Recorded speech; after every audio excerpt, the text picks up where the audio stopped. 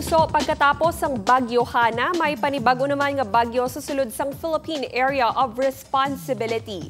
Ini ang Bagyo Ine nga ulihi nga nasiplatan 975 kilometers na sidlangan sang extreme northern Luzon.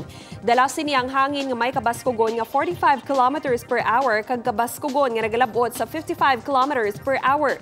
Mahinay ang paghulag sini panakatungdan. Suno sa pag-asa, manubo ang chance sa sini nga maglandfall kag posible nga magwa man sa par subong nga gabi o kun buwas. Malayo ini sa landmass apang posible nga butungon man sang Bagyo Ineng ang habagat.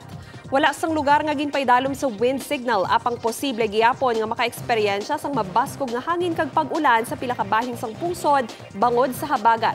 Base sa datos ng Metro Weather, may chance sang ulan sa Antique, Capiz, Iloilo, Aklan kag Negros provinces. Posible man ang pag-ulan sa labilin nga bahin sang Visayas pati sa pila ka bahin sang Luzon kag Mindanao.